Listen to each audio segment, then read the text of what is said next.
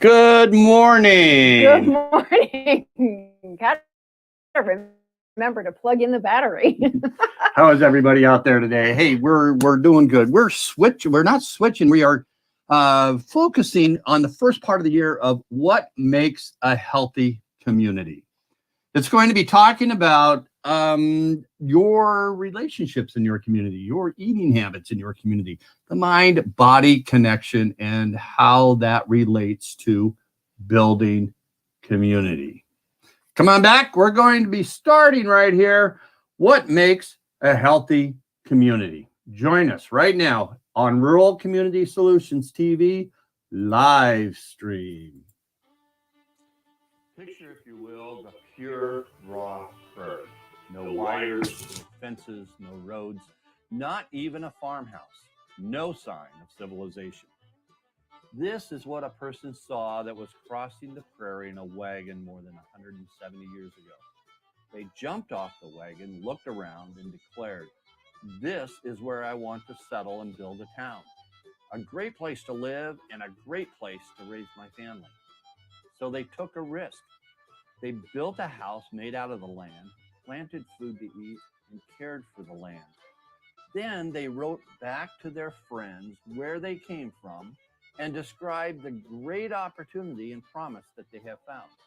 They invited who they knew to join them in their discovery, people they had a relationship with, and so they came, family by family, and those families invited others they knew, who they wanted to live with within that community.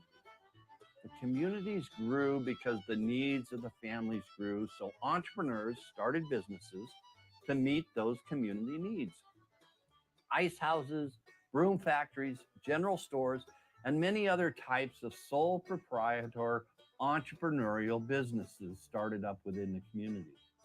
All of our communities across this country, all around the world, were started in this way, with a vision of the future and a plan to grow with people. So what's your plan to grow with people? Is it a healthy plan?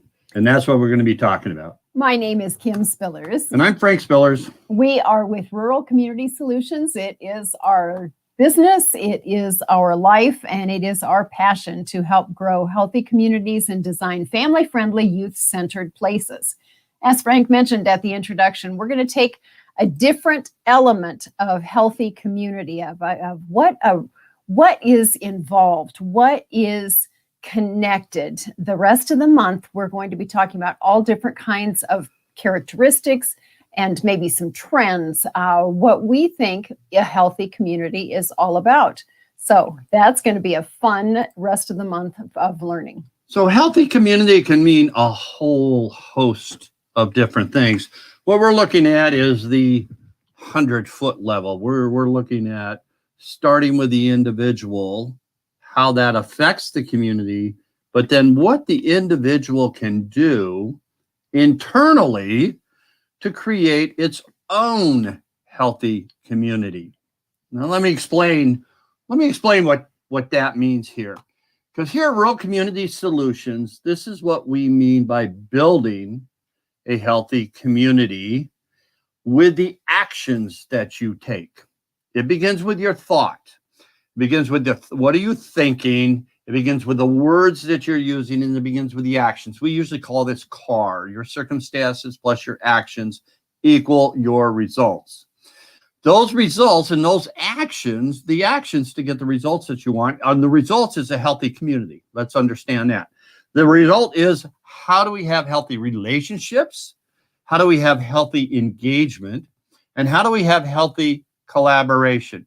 Because when we take those three items, when we have great relationships, and we will show you and tell you, and we have been telling you how to build great relationships. When you have great relationships and you allow the community to talk, in other words, your leadership really listens, actively listens to what's going on, and your people and the people, this can be in your family too. The people actually listen to what's going on, not just sit there and go, I hear you. It's actually actively listening. That's engagement, right? And so when you have good relationships, you have people that feel they are understood and heard, you have engagement. And when you have great relationships and good engagement, you build trust.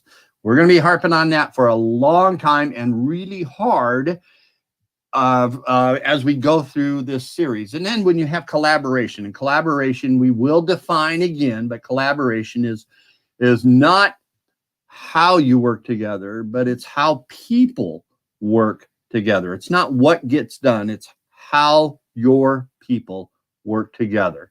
Do they work together with trust? Because when you have great relationships and you have collaboration, you have unity, right? When you have great relationships, when you have great engagement and great collaboration, you have good policy. And we're going to talk about that. What is policy?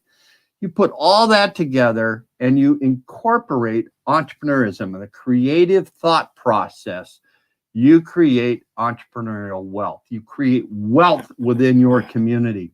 Wealth and health go hand in hand. You can't have one without the other.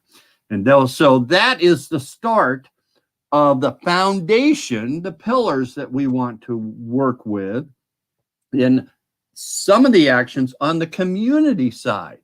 All right, this is on your community side, the individual. It's the brain side, if you will, of the operation. So what we're going to be sharing with you for the next couple of weeks is just how your actions are going to be able to impact the health of your family, the health of your extended family, your business environment, your co-workers, and then the community at large, because we are individuals and then we spread out into that community, the rings that go out and around into the community. So we're going to talk about community health at all levels, and that's going to encompass our mind, our body, our spirit, and how all of those work together. So we're going to actually have a love affair. That's a great graphic. It's your brain and your gut having a love affair. What does that mean? The brain is often thought of, it is our central operating system.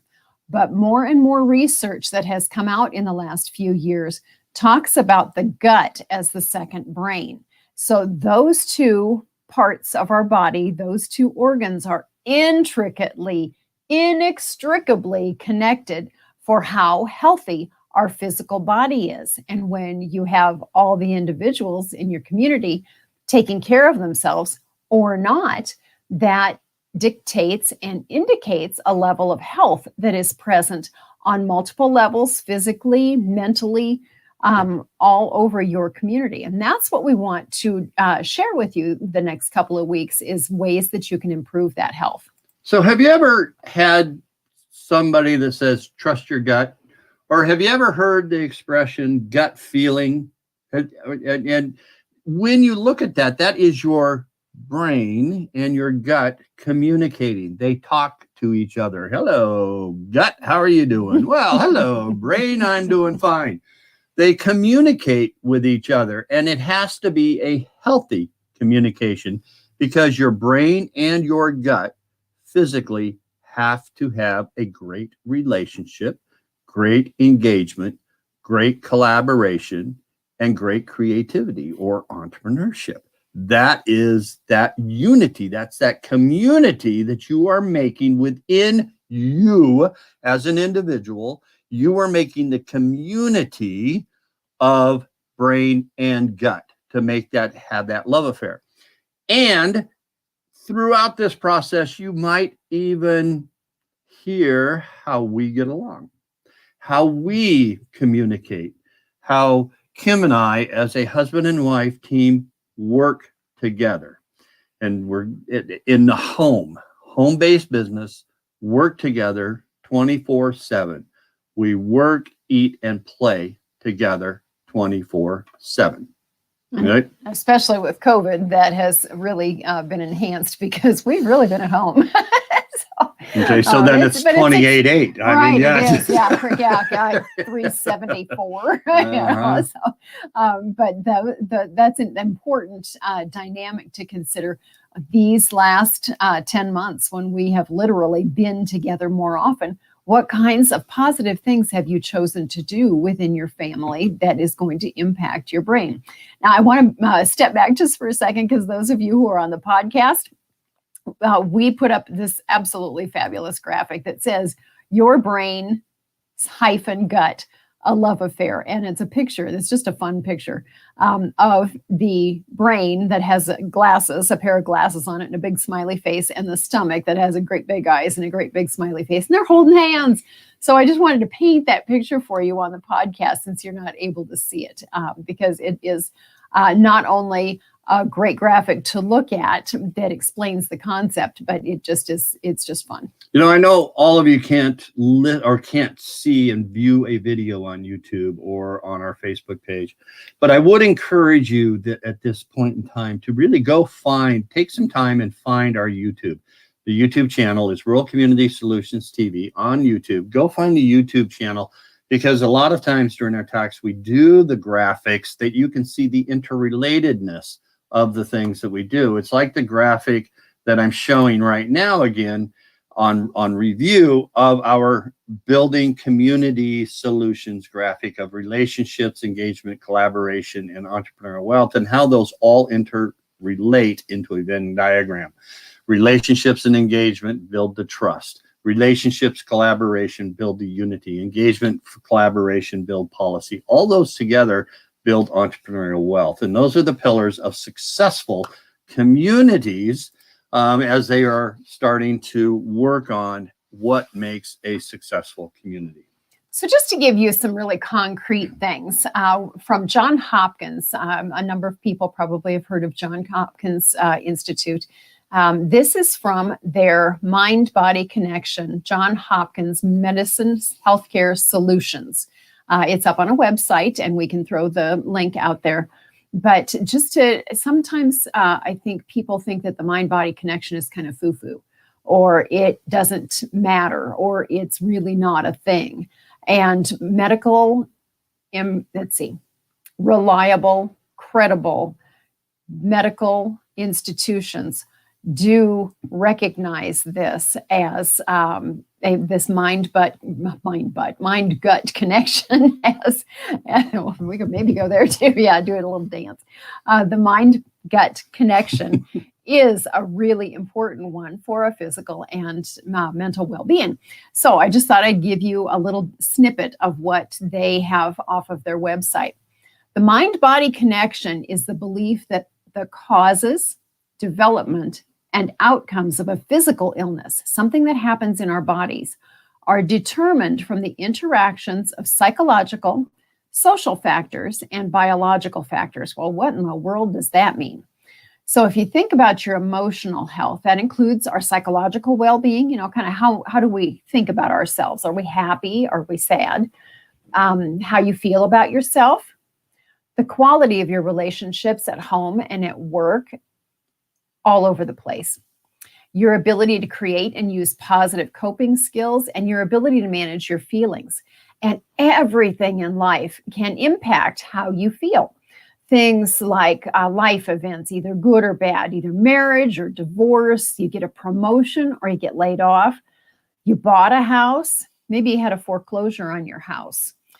Your daily routines, such as just getting to work. If you live where our kids do in Southern California, you got the 210 or the LA traffic to be able to get to the office sometimes.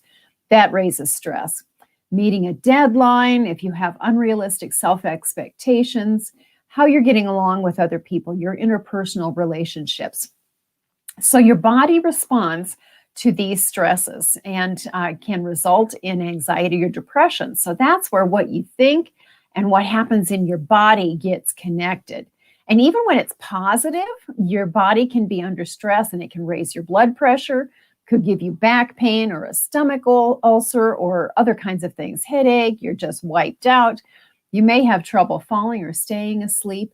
So those are all ways that our bodies talk to us to signal that we need to be addressing things. And that's where We hope these next 10 days of our Rural Community Solutions shows give you some ways that you can think about your body and your mind and your gut in different ways for your individual self and for your family and for your community. So Wow. gut just doesn't mean food. Gut is not However, just food we are going to delve into, because really, in a nutshell, what we are talking about is this slide. is this. There we go. Now it's Stay up. tuned for the technical production Yes, guy. You that's on my right. other hand. Yeah. So here's the brain gut community is this. You have brain nutrition and you have gut nutrition. Your brain nutrition, in other words, what you feed your brain, are your thoughts, your words, and your deeds. In other words, the deeds are your actions. What actions are you taking? Thoughts, what are you thinking? What are your beliefs? How do you believe what you believe? Why do you believe what you believe? Words, why are words so significant? And what do words do to your body? It's not just what comes out of your mouth, but what you believe it and what happens when to your body because of the words that come out of your mouth. It is amazing what happens to that. So it's not who hears your words, it's you hear the words that you are saying and how your body responds to those words. So that's a whole study in itself. And we hope that you will be amazed as we are, that it's going to change the way you do things, change how you speak, change what you speak to others, right? And then your deeds, of course, your actions. So your thoughts, words, beliefs, your thoughts, words, and actions, thought, words, deeds, all circle down to how does that affect your body? And how does it affect the environment you live in? Not other people live in, but you live in. And the reason that's important is because, of course, you live with others, because we don't usually live in much isolation. We are often all interconnected. And so the other piece of the brain nutrition is the gut nutrition. So the items that we're going to be talking about as highlights, we have lots of information that places we're going to go with this. The food that we eat, it is incredibly, and the more I learn about it, the more important it is that the foods we eat encourage our bodies to be as well as possible. Related to thoughts, there are lots of foods that you can eat, and I think we'll probably find a chart. We have one that we're going to share with you about foods that you can eat that feed your brain. And by feeding your brain, of course, proper nutrition, literally feeding your body proper nutrition, is going to improve your health, literally. The choices that we make related to gut nutrition, the choices that we have for how we think, the words that we use, that's how it connects to the brain nutrition. The choices that we have for our gut influence and impact the words that we use. And so that impacts our brain as well as our bodies. And then getting some exercise. That's another important part of gut nutrition. And the exercise that compares to the action on this graphic of the deeds, the actions that we take. So exercise is the way that we can feed our brains and feed the rest of our bodies with movement. Our bodies are intended to move. That's what we were built to do. So that is one of the things that's really super important. And we'll give you some fun ways to incorporate that into your life as well. Part of the reason that we're doing this is January is often known at the new year. People get those New Year's resolutions and we're all gung-ho about, I'm going to lose weight or I'm going to exercise this many minutes a week or something like that. We recognize how important our health is. And now, as the pandemic continues, we are more and more aware of how our health is impacted.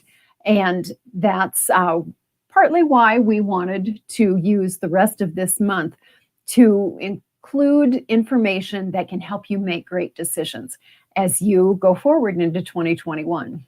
So this isn't just a feel-good thing. This is Mm-mm. really, let's start thinking about that, because as we make those New Year's resolutions, we usually know what we want to do, but we don't know how we're going to do it. But really digging deeper is we don't know why we need to do it. Why do you need to lose that weight? Why do you need to have better conversations? Why do you need to have better relationships? Why do you need to have better brain health? And that is education. That is a part of educating yourself to unify your body, that you can be the best you can be.